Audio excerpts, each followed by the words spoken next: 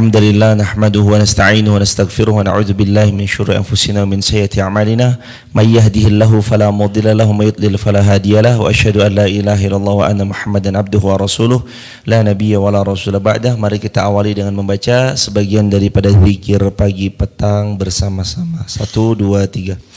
Allahumma bika asbahna wa bika amsayna wa bika nahya wa bika namut wa ilaikan nusyur. Allahumma anta rabbi la ilaha illa anta khalaqtani wa ana abduka wa ana ala ahdika wa wa'dika mastata'tu a'udzu bika min syarri ma sana'tu abu'u laka bi ni'matika alayya wa abu'u bi dhanbi faghfirli fa innahu la yaghfiru dzunuba illa anta. Allahumma inna nas'aluka ilman nafi'an wa rizqan tayyiban wa amalan mutaqabbala. Allahumma inna nas'aluka al-huda wat-tuqa wal-afafa wal-ghina. Allahumma inna na'udzubika min ilmin la yanfa' wa min qalbin la yakhsha' wa min nafsin la tasba' wa min du'ain la yustajabu lah. Raditu billahi rabba wa bil islami dina wa bi Muhammadin nabiyya wa rasula. Rabbi zidna ilma warzuqna fahma. Amin ya rabbal alamin. Segala puji miliknya Allah.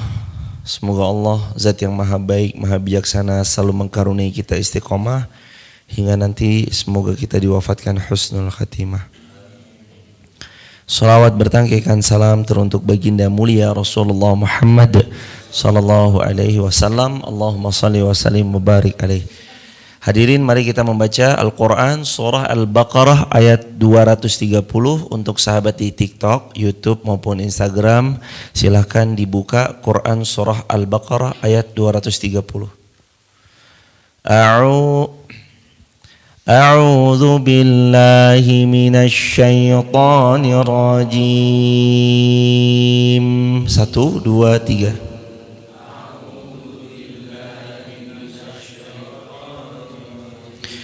Bismillahirrahmanirrahim.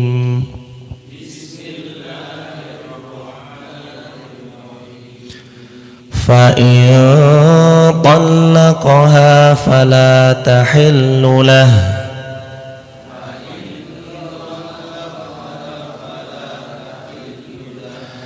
فلا تحل له من بعد حتى تنكح زوجا غيره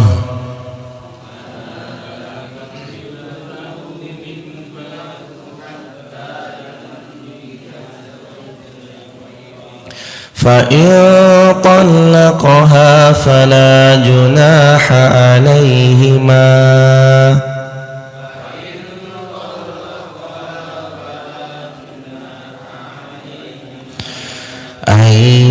يتراجعا إن ظنا أن يقيما حدود الله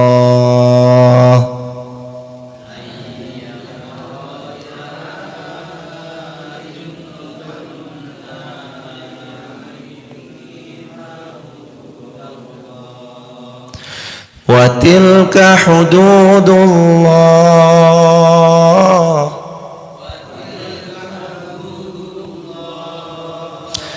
يبينها لقوم يعلمون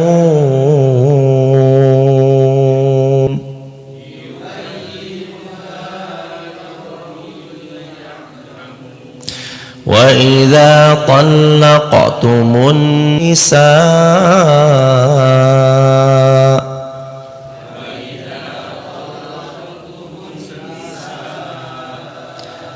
فبلغن أجلهن فأمسكوهن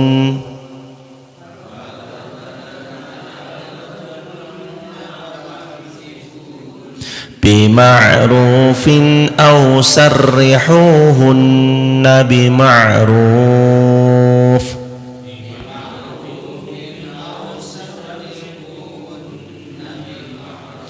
ولا تمسكوهن ضرارا لتعتدوا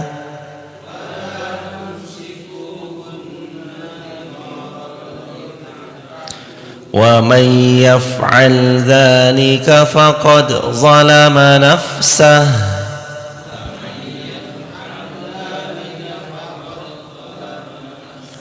ولا تتخذوا آيات الله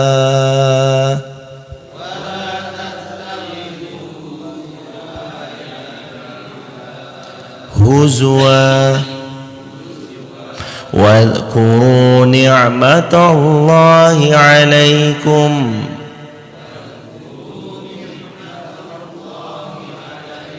وما أنزل عليكم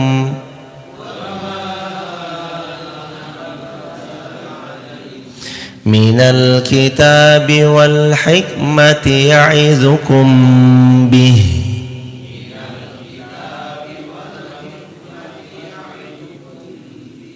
واتقوا الله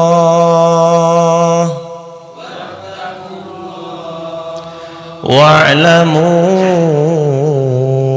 أن الله بكل شيء عليم.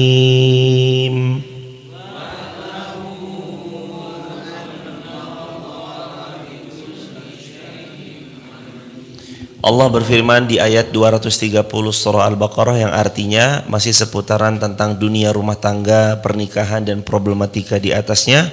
Allah berfirman, kemudian jika kamu menceraikan istrimu pada setelah talak yang kedua, maka perempuan itu artinya istrimu tidak halal lagi bagimu sebelum ia menikah dengan suami yang lain. Kemudian jika suami yang lain itu menceraikannya, maka tidak ada dosa bagi keduanya, artinya suami pertama dan mantan istrinya, jika mereka mau menikah kembali untuk yang kedua kalinya setelah ditalak 3, jika suaminya yang baru menceraikannya, tapi harus dengan syarat bukan nikah bohongan, tapi mereka betulan menikah, mereka betulan berumah tangga, mereka betulan menjalankan hari-hari dalam rumah tangganya, bukan nikah muhal, bukan nikah muhallil, nikah yang tujuannya menghalalkan istri yang ditalak 3 oleh suaminya. Jika keduanya berpendapat akan dapat menjalankan hukum-hukum Allah, artinya jika kalau mereka nanti rujuk kembali, mereka berdua berkomitmen akan menjalankan perintah syariat dan hukum-hukumnya Allah. Wa tilka hududullah, dan itulah ketetapan ketentuan dari Allah yang diterangkan oleh Allah kepada orang-orang yang berpengetahuan, yubayyinuha liqaumi ya'lamun, yang Allah jelaskan pada orang-orang yang berilmu. Mari kita lihat hadirin penjelasan Al-Imam Ibnu Katsir rahimahullah terkait tentang ayat 230. Perihal ini masih sambungan ayat yang kemarin 229 juga. Di antaranya ayat 229 Allah berfirman, at-talaqu marratani, talak yang boleh rujuk berapa kali? 2 kali. Kalau sudah talak ketiga bisa rujuk atau tidak? Jawabannya nggak bisa rujuk. Fa in talaqaha fala tahillu lahu min ba'du hatta tankiha zaujan ghairah. Kalau kamu sudah mentalaknya selama atau sebanyak 3 kali talak, sudah dijelaskan kemarin ya jemaah.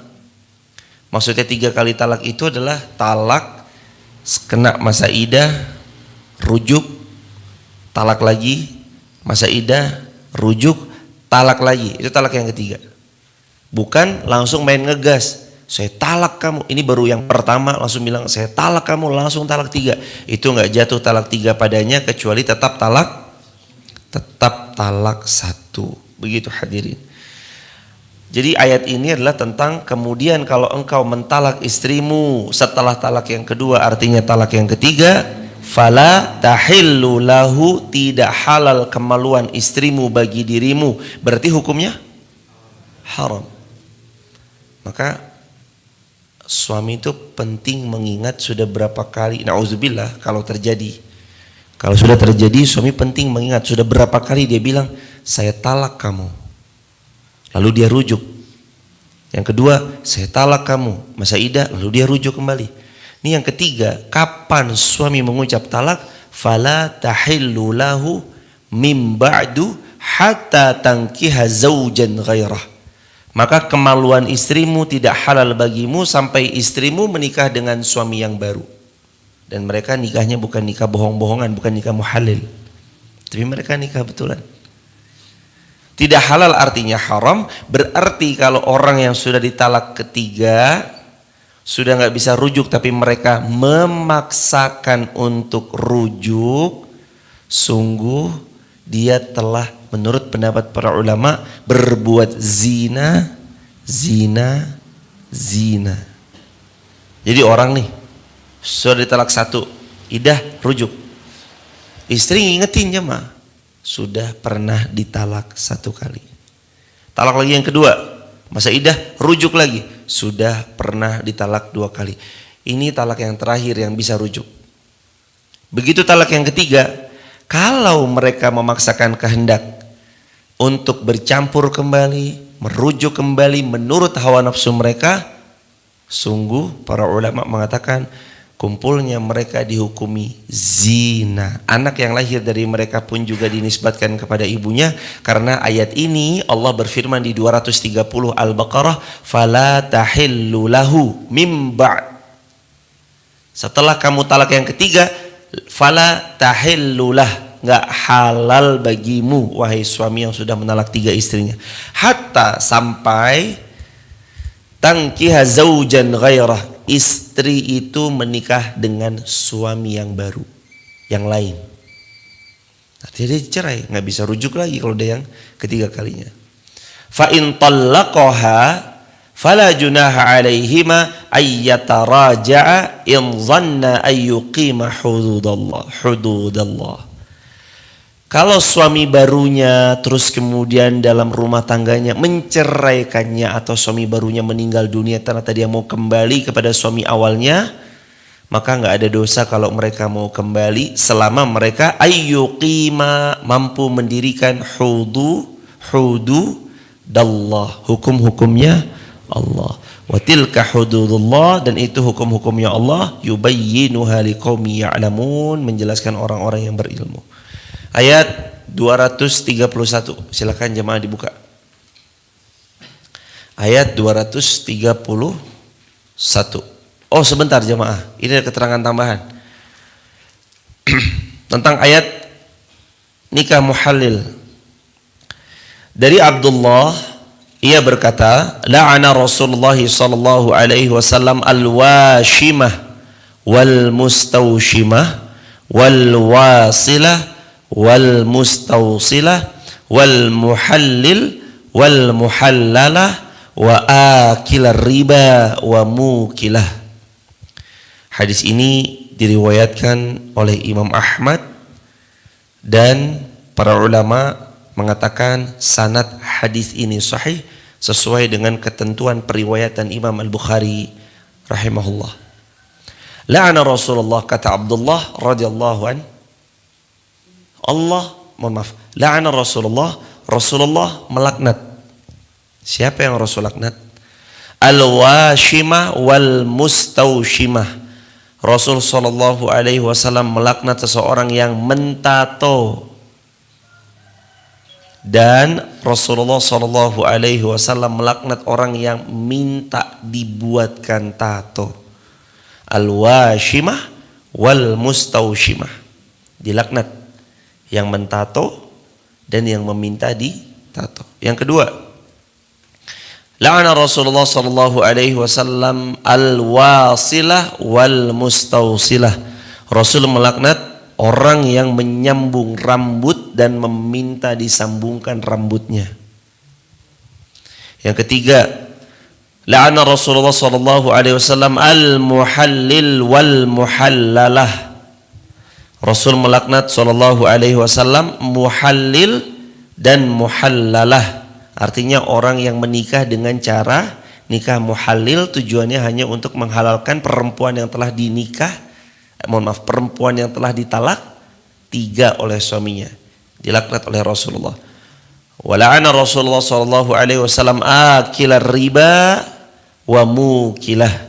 Allah Subhanahu wa taala melalui lisannya Rasulullah sallallahu alaihi wasallam, baginda Rasulullah sallallahu alaihi wasallam bersabda, Rasulullah melaknat orang yang memakan riba dan yang memberi pinjaman dengan cara riba. Bahkan di riwayat lain, akilar riba wa mukilahu wa syahidai wa katibahu hum sawa. Kata Nabi yang mulia, pemakan riba, peminjam dengan cara-cara riba, dan mereka-mereka yang menuliskannya, katibahu wa syahidai, saksi-saksinya, hum sawa, mereka sama dalam dosa. Na'udzubillahi min dzalik. Pendapat fuqaha dari kalangan tabi'in, beliau mengutarakan itu termasuk bagian daripada yang dilaknat Rasulullah sallallahu alaihi wasallam, al-muhallil wal muhallalah, orang yang menikah dengan cara muhallil.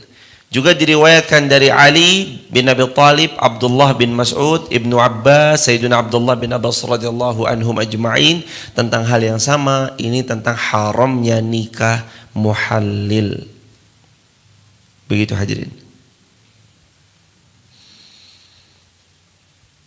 Kita sambung ke ayat 231. Dan jika kamu menalak istri-istrimu lalu mereka mendekati akhir iddahnya, maka rujuk mereka dengan cara yang ma'ruf atau ceraikan mereka dengan cara yang ma'ruf. Sebagian para ulama berpendapat istri itu punya masa iddah. Ada hikmah di balik masa iddah, di antaranya 3 hikmah. Yang pertama, cooling down. Agar kedua-duanya berpikir secara jernih, ini mau berpisah betulan atau mau rujuk. Itulah istimewanya hukum Allah. Enggak seketika talak langsung cerai pisah, enggak. Talak ada masa iddah dulu supaya cooling down, itu hikmah iddah. Yang kedua, hikmahnya adalah memastikan kondisi rahim dalam keadaan bersih atau ada janin yang telah ditanam oleh suaminya. Jadi jelas, kalau dalam masa iddahnya selama 4 bulan 10 hari, salah satu quru 3 kali masa suci, atau dalam kondisi ternyata dia hamil, ya masa iddahnya berarti sampai melahirkan. Makanya masa iddah itu hikmah yang kedua adalah menjaga kondisi rahim, agar kalau memang dia dicerai, rahimnya dalam keadaan bersih, sehingga dia tahu ini anaknya siapa nih. Kalau dalam masa iddah jelas dia sedang hamil, maka tahu dari suami yang menceraikannya lah itu benihnya beliau. Jadi masa iddahnya kalau orang yang hamil sampai melahirkan. Kalau masa iddahnya cerai hidup salah satu quru 3 kali masa suci. Kalau monopause 3 bulan. Kalau cerai mati 4 bulan 10 hari. Baru kemudian dia boleh menikah kembali dengan laki-laki setelah masa iddahnya selesai. Lalu terus kemudian, kalau masa iddahnya sudah mendekati akhir harinya, Allah berfirman, fa'amsikuhunna bima'ruf, kalau kamu mau rujuk ya rujuk dengan cara yang ma'ruf, au sarrihuhunna bima'ruf, tapi kalau mau dicerai, cerai juga dengan cara yang baik, jangan digantung.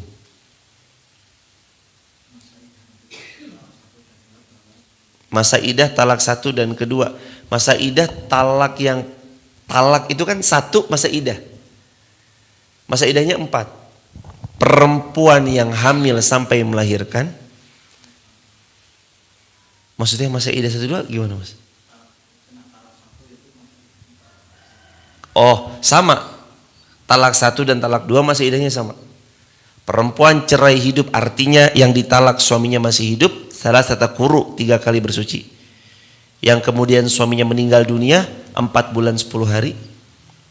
Yang monopause salasa ashhur 3 bulan. 3 bulan tok. 3 bulan aja. Yang cerai mati 4 bulan 10 hari. Yang monopause salasata ashhur 3 bulan. Yang hamil hatta yadhna hamlahun, sampai dia meletakkan kehamilannya, artinya sampai dia melahirkan. Masa iddah talak 1 dan talak 2 sama, nggak ada perbedaan sama sekali.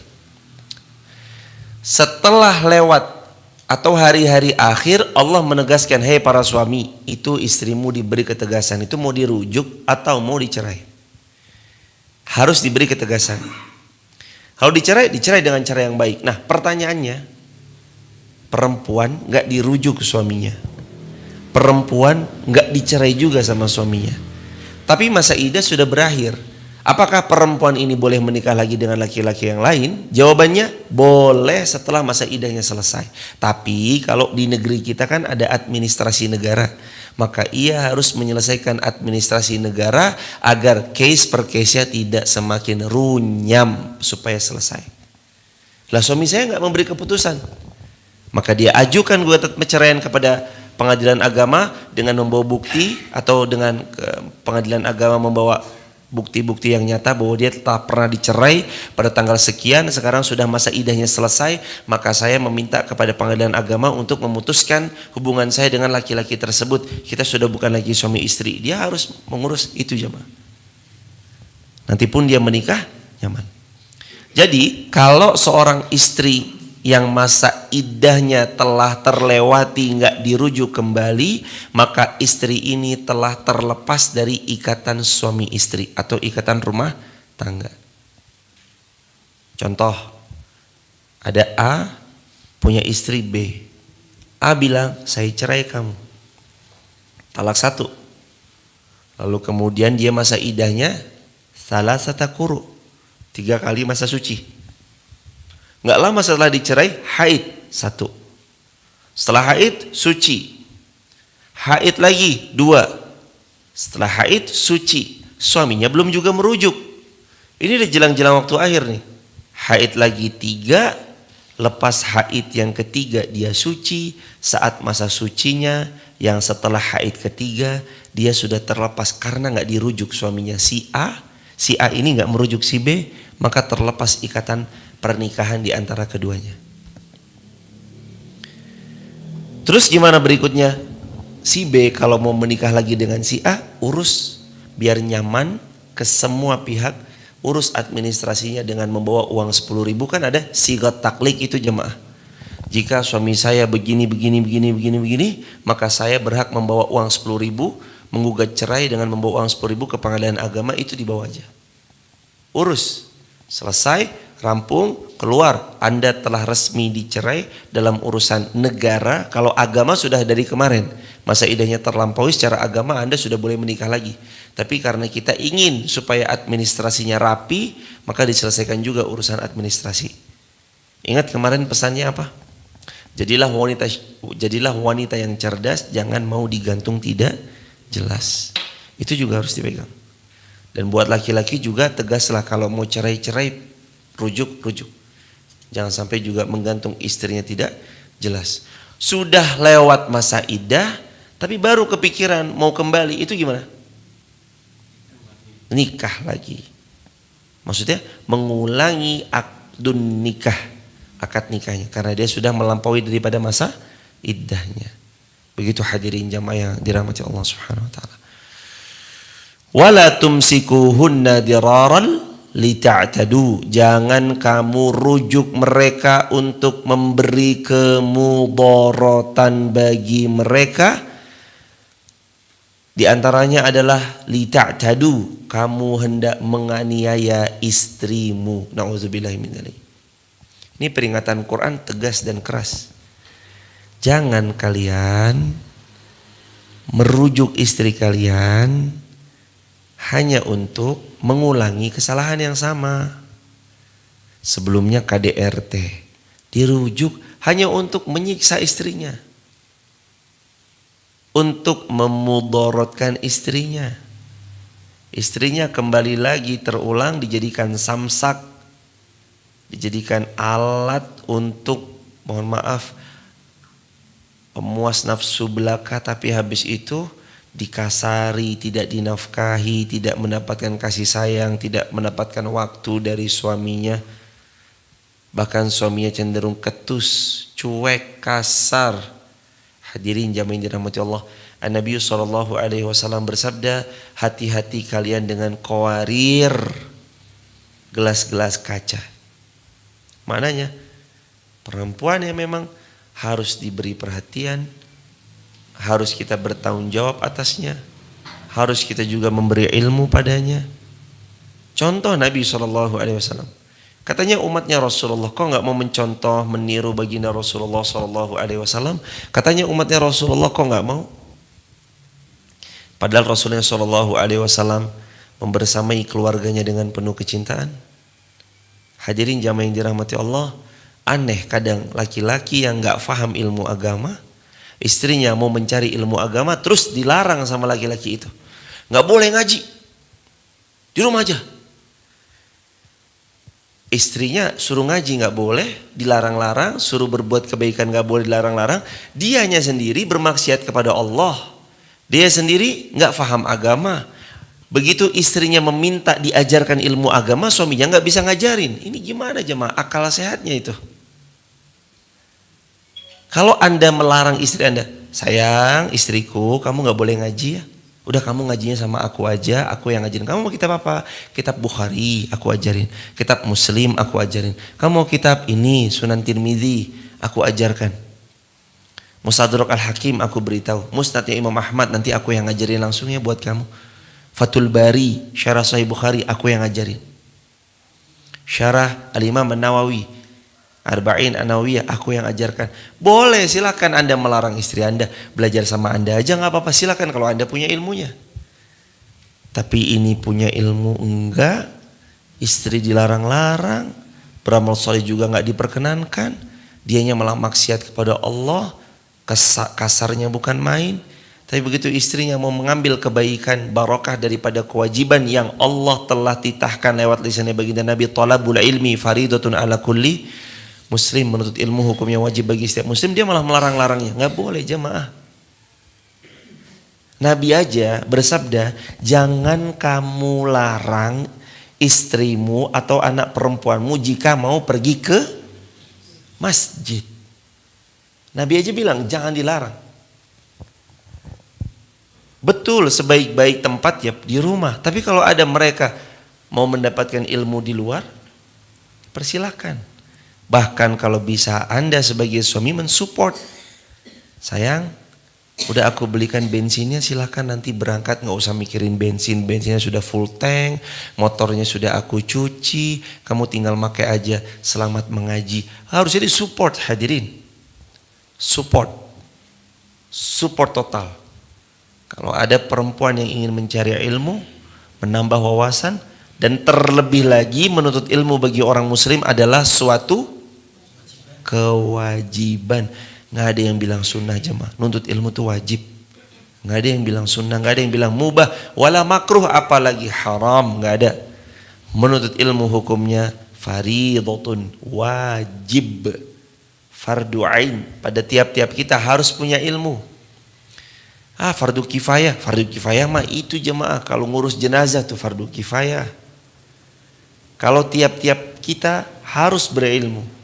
Orang beriman makin dekat dia dengan hazanah keilmuan, makin majunya suatu peradaban. Di antara gemilangnya Islam pada zaman itu, salah satu faktornya adalah dekatnya mereka dengan ilmu. Ilmu membuka peradaban.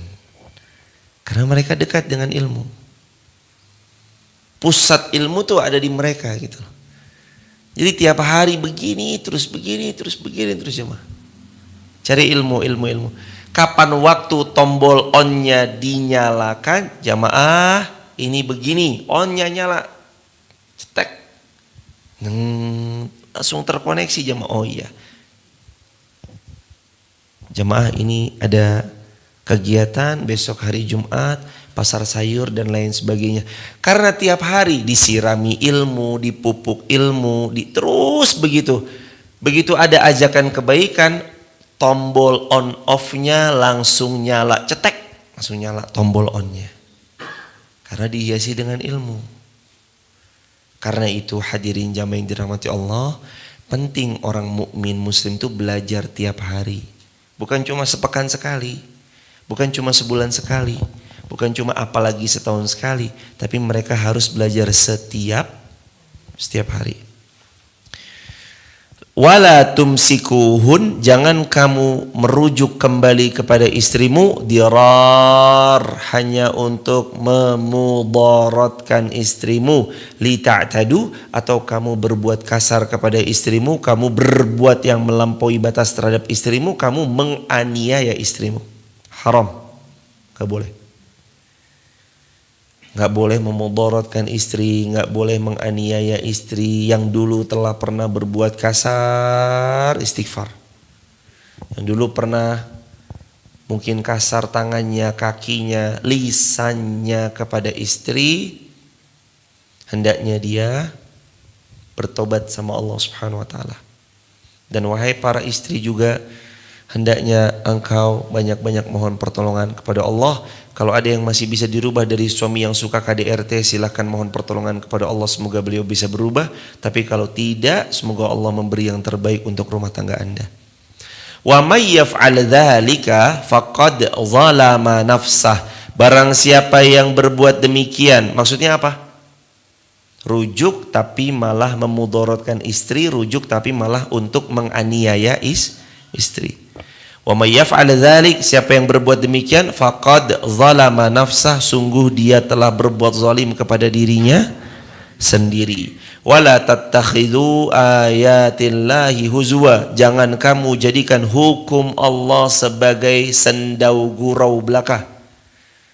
Huzwa, permainan belaka. Jadi jangan dijadikan rujuk tuh kayak main-main gitu hadirin. Jangan dijadikan pernikahan itu seperti main-main omong kosong jemaah. Paginya dinikahin, 5 menit kemudian diceraikan. Ini anaknya orang hadirin. Maka jemaah berdoalah kepada Allah, terutama buat yang belum nikah atau yang mau menikahkan anak-anak. Berdoa begini jemaah. Ya Allah, tunjukkan untuk putri hamba atau putra hamba bahwa calon menantu yang satu ini, kalau memang baik, tunjukkan ya Allah. Kalau memang buruk, tunjukkan sebelum nikah ya Allah. Lebih baik jemaah, Anda sakit kecewa sebelum terlaksana pernikahan itu, daripada setelah terlaksana pernikahan itu, terus kemudian Anda kecewa. Mereka minta sama ya Allah, tunjukkan. Kalau memang ini calon mantu benar baik, tunjukkan ya Allah. Kalau emang calon mantu ini kurang baik, jauhkan ia dari kami ya Allah, dan tunjukkan sebelum akad nikah itu berlangsung terlaksana. Tunjukkan jemaah. Mending sebelum nikah. Karena kalau sudah setelah menikah, astagfirullahaladzim, repot jemaah. Lagi hamil ditinggal.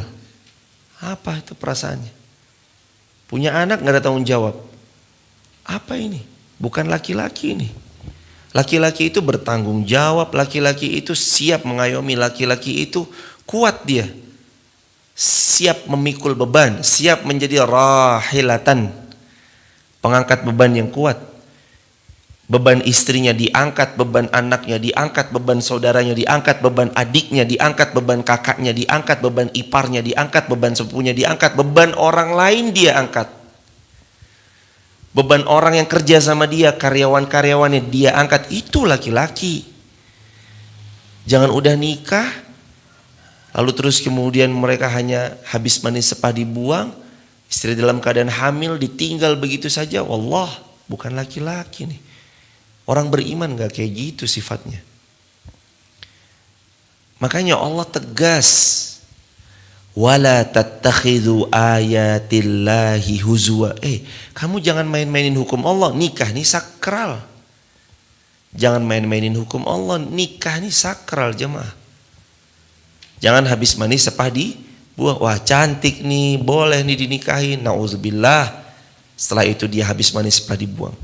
Cantik nih, boleh dinikahin. Nikah lagi, habis itu sepah dibuang. Nikah hamil, buang lagi. Nikah hamil, buang lagi. Nauzubillah. Apa ini model kayak gini? Wala tattakhidhu ayatillahi huzwa. Jangan kamu main-mainkan tentang hukumnya Allah, termasuk pernikahan. maka selalu minta tolong sama Allah. Ya Allah kalau emang baik tunjukkan. Ya Allah kalau emang buruk sebelum nikah ya Allah tunjukkan. Biar hamba punya keputusan yang tegas. Harus begitu hadirin. Libatkan Allah dalam setiap pengambilan keputusan. Agar setiap derap langkah kita dibantu, dibimbing, dibersamai oleh Allah subhanahu wa ta'ala. Wadhkuru ni'matallahi alaikum wa ma anzala alaikum minal kitab wal hikmah ya'idzukum bih. Allah berfirman, dan ingatlah nikmat Allah kepadamu dan apa yang telah diturunkan Allah kepadamu, yaitu Alkitab dan Al-Hikmah. Maksudnya kata para ulama, Al-Quran. Nikmat tertinggi kita Al-Quran. Ini nikmat Quran jamaah. Lebih baik minat dunia wa ma fiha, daripada memiliki dunia dan semua isinya. Ini Quran nikmatnya lebih baik daripada semua dunia dan seisinya. Allah selalu mengingat, wadhkuru ni'matallah. Coba kamu ingat-ingat nikmatnya Allah ya. Wa ma anzala 'alaikum minal kitabi wal hikmah. Allah sudah kasih kamu hikmah. Allah kasih kamu kitab, ya'idzukum bih. Allah memberikan kepadamu pelajaran karena diturunkannya Al-Quran. Wattaqullah, bertakwalah kepada Allah. Wa'lamu annallaha bikulli syai'in alim.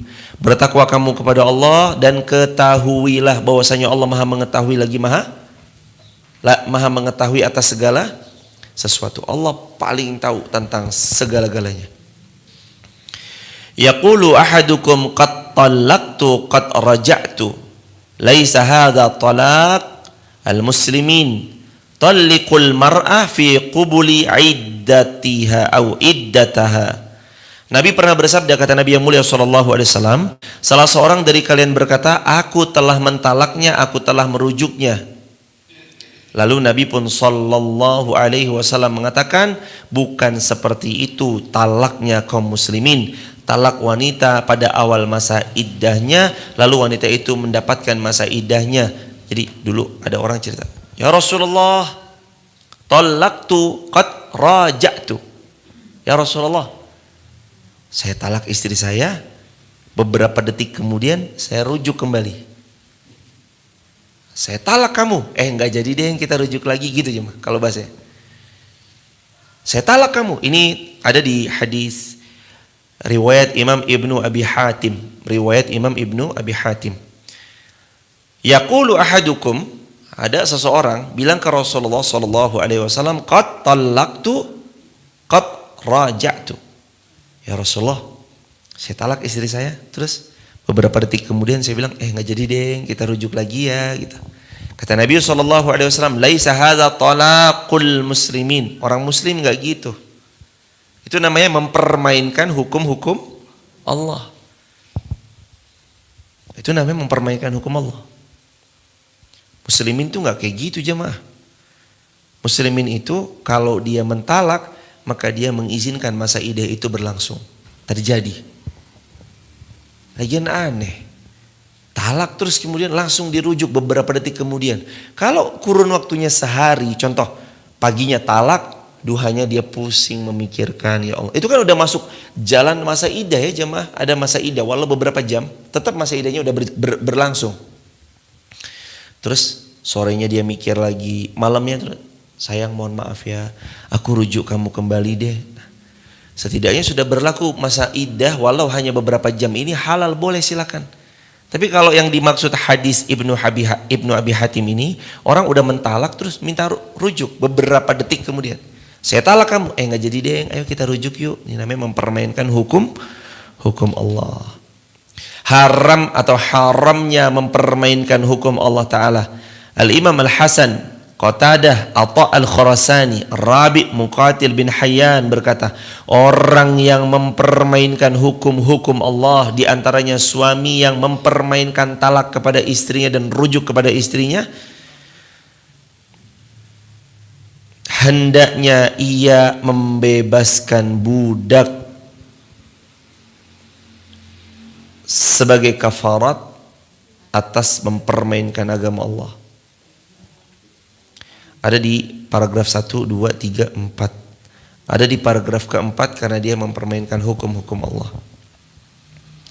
Ada juga yang berpendapat siapa yang mempermainkan hukum-hukum Allah hendaknya mereka bertobat dengan taubatan nasuha. Dan janganlah engkau menjadikan hukum-hukum Allah sebagai permainan belaka. Nauzubillahi min dzalik. Dan Allah berfirman, "Wadhkuru ni'matallahi 'alaikum", ingatlah nikmat yang Allah berikan kepada kalian, "wa ma anzala 'alaikum minal kitabi wal hikmah", yaitu Al-Qur'an, "ya'idzukum bi", dan Allah memberikan pengajaran kepada kalian karena diturunkannya Al-Qur'an. "Wattaqullaha", bertakwalah kepada Allah, "wa'lamu annallaha bikulli syai'in 'alim", sungguh Allah Maha mengetahui segala sesuatu dan tidak satu pun yang Allah tidak tahu. Jadi kita kali ini belajar tentang haramnya mempermainkan hukum-hukum Allah, dan gak boleh orang itu talak langsung rujuk itu sama dengan dia mempermainkan hukum-hukum Allah, kecuali telah dia berlakukan masa iddah, dan seperti itu yang Nabi sabdakan dalam riwayat Imam Ibnu Abi Hatim. Barakallahu fikum. Mari kita buka diskusi tanya jawab. Kalau ada yang mau didiskusikan tanya jawab silakan, waktu dan tempat diaturkan. Tapi sebelum itu buat sahabat, kalau ada yang mau bergabung di grup WhatsApp kajian saya, tap link di bio, sebut nama, asal kota, asal negaranya. Kalau ada di antara sahabat juga ada yang mau membersamai dalam menyebarluaskan ilmu, bisa juga sampaikan sedekah subuhnya lewat tap link di bio. Juga di antara sahabat kalau ada yang mau membersamai kegiatan Masjid Fatimah Garung, Masjid Muhammad Al-Fatih, juga pembangunan Masjid Muhammad Al-Fatih lantai 2-nya yang sudah tiang-tiangnya tercor dengan sempurna, sahabat juga bisa menyampaikannya lewat link di bio. Barakallahu fiik. Itu yang dapat disampaikan. Dan besok mohon izin ya Mas, kami belum bisa membersamai di sini. Karena besok kami membersamai subuh syuruk di Masjid Muhammad Al-Fatih, Wonolelo, Wonosobo. Jadi besok kita subuh syuruknya dari Masjid Muhammad Al-Fatih. Waktu dan tempat untuk tanya jawab dipersilakan.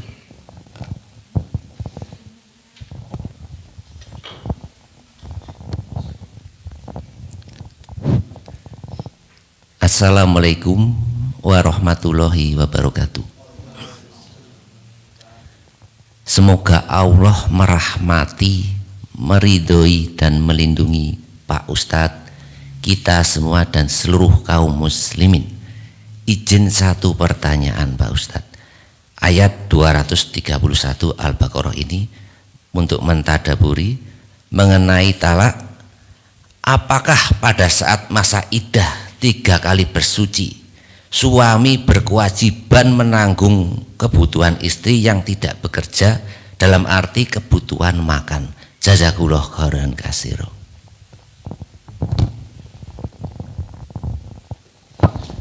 Setelah istri ditalak, apakah wajib bagi suami memberi nafkah dalam masa iddahnya? Maka hadirin jamaah yang dirahmati Allah, untuk istri yang sudah ditalak, tidak lagi wajib bagi suami memberinya nafkah.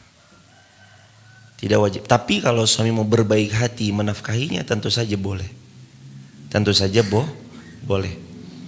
Karena kalimat tolak itu artinya sudah terlepas ikatan pernikahan. Hatta roja'tu, sampai dia mengatakan aku mau rujuk. Saat dia sudah mengatakan aku mau rujuk, terikat kembali rajutan tali-tali pernikahan, maka wajib baginya menafkahi istrinya. Jadi terkait tentang hal ini, saat mentalak ya berarti sudah nggak ada lagi hubungan ikatan pernikahan, hatta sampai rojak tuh dia merujuk kembali istrinya. Nanti kalau udah merujuk kembali, wajib dia menafkahi. Tapi kalau dalam masa iddah ditalak istrinya, mau diberi ya silakan, tidak ya tidak. Karena sudah bukan menjadi kewajiban, sebab talak, kalimat talak itu kan kalimat pemutus apa yang selama ini terjalin, yakni hubungan akdun nikah. Saya talak kamu, begitu suami bilang saya talak kamu, ini contoh, maka sudah putus tuh sebenarnya. Dalam urusan agama itu kalimat suami sakral dan sah untuk memutuskan dalam hubungan rumah tangga tersebut. Jadi begitu Mas Hadi, semoga terjawab. Wallahu a'lam bissawab. Barakallahu fikum. Soal akhir mawjud. Ada pertanyaan dari YouTube, silakan Mas.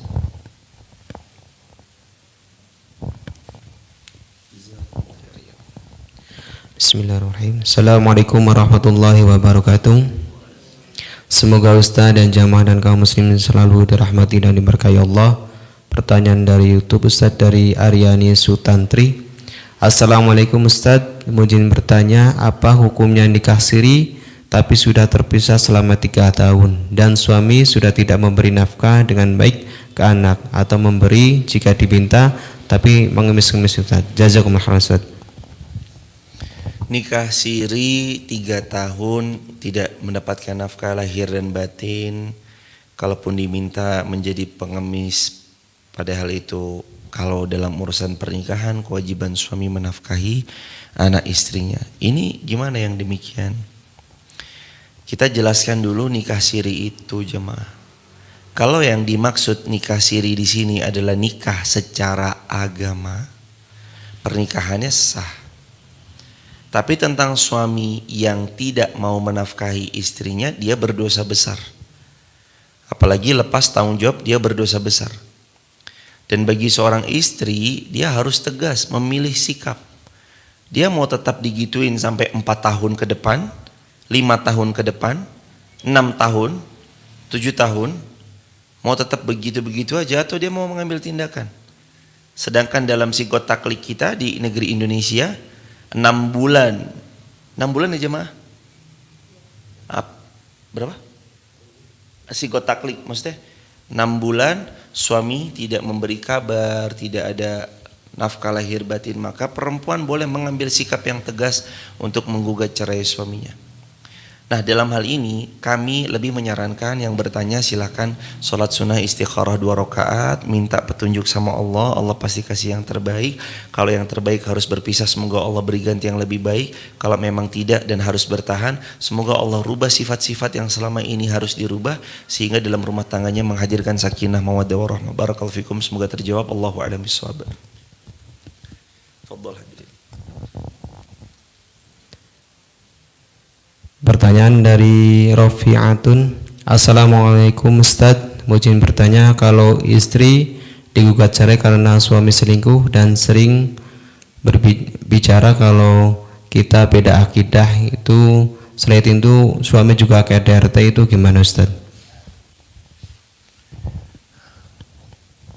Suami menceraikan karena KDRT, selingkuh, bicara kasar ataupun dengan asbab lainnya, itu gimana? Oh, istri menggugat cerai seorang suami yang selingkuh, KDRT, bicaranya kasar, itu bagaimana? Itu termasuk uzur syar'i ya jemaah. Nabi SAW memperkenankan seseorang perempuan menggugat cerai suaminya selama memang ada uzur syar'i yang dibenarkan. Dan yang bertanya menceritakan bahwa KDRT telah terjadi, kasar, perilaku yang kasar telah terjadi, perselingkuhan pun juga telah terjadi. Minta petunjuk sama Allah, mana yang terbaik. Kalau memang nanti jawabannya harus dengan berpisah, semoga Allah mengganti yang lebih baik. Dan hadirin jamaah yang dirahmati Allah, tidak ada kebaikan dalam satu rumah tangga yang hanya diisi dengan kekasaran, KDRT, bicara kebun binatang, perselingkuhan, dan penyakit-penyakit rumah tangga lainnya. Anda mau bertahan dalam kayak gitu? Anda mau bertahan nih dalam kondisi-kondisi yang seperti itu? Kan saya dapat pahala sabar. Iya, Anda betul dapat pahala sabar. Tapi apakah terus kemudian dari tempat tersebut akan ada kenyamanan? Kalau setiap hari bertengkar, setiap hari dipukul, dikerasi, babak belur, masuk rumah sakit, patah tulang, patah pipi dan segala bentuk macam-macamnya. Maka hadirin, Allah memang menganjurkan dalam Al-Quran surah Ar-Rum ayat 21, litaskunu ilaiha. Allah menciptakan kita berpasang-pasangan itu tujuannya untuk sakinah, bukan untuk pukul-pukulan, bukan untuk saling mengumpat, menghina, caci maki, bukan. Rumah tangga itu ya biar tenang, hidupnya nyaman. Maka kalau hal tersebut itu termasuk uzur syar'i yang dibolehkan seorang perempuan menggugat cerai suaminya Dan kami di sini semua mendoakan semoga Allah memberi yang terbaik untuk penanya. Barakallahu fikum. Pertanyaan terakhir, ada pertanyaan terakhir? Mas Bama dari Instagram ada? Pertanyaan terakhir? Dari Instagram. Kemarin dari TikTok kan udah. Dari Instagram.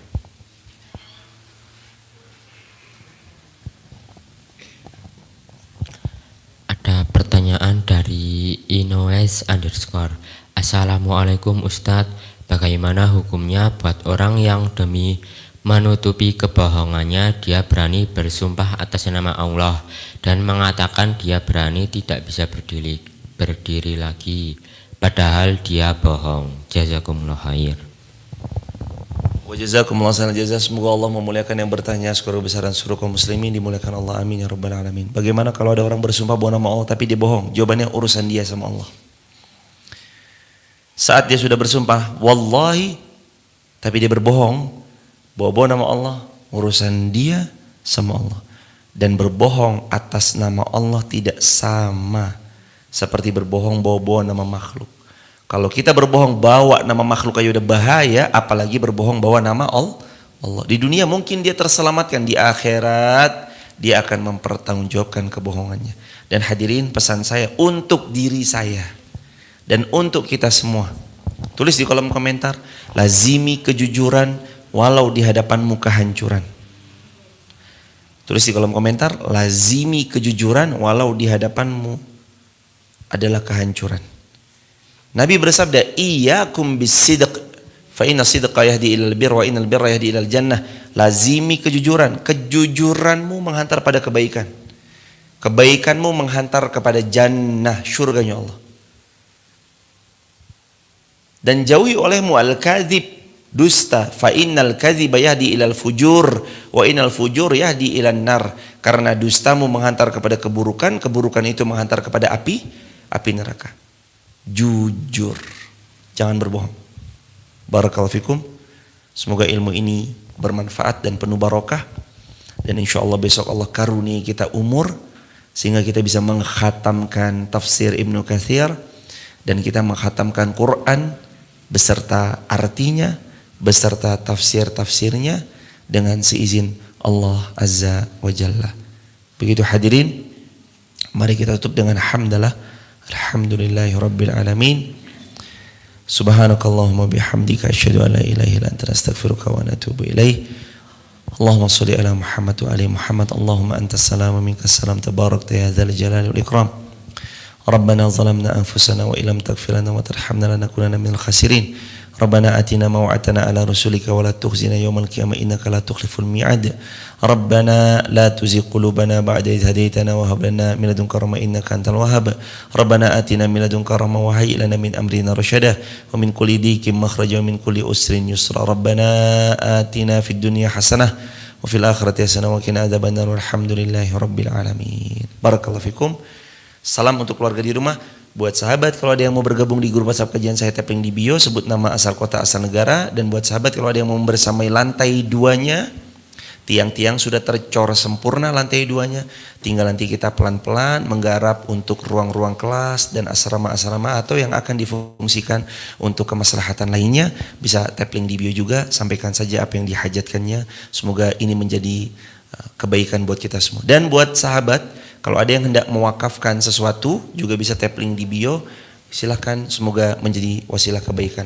Mungkin ada yang hendak mewakafkan barang yang sudah tidak terpakai di rumahnya, tapi di sini insya Allah sangat akan bisa termanfaatkan dengan baik. Baik itu bentuknya karpet atau bentuknya yang lain. Karena Masjid Muhammad Al-Fatih masih membutuhkan karpet insya Allah untuk kegiatan-kegiatan yang ada di sana biidznillah. Barakallahu fikum, sahalallahu umurakum. Semoga Allah memuliakan kita semua. Tap link di bio untuk gabung di grup WhatsApp kajian saya. Assalamualaikum warahmatullahi wabarakatuh.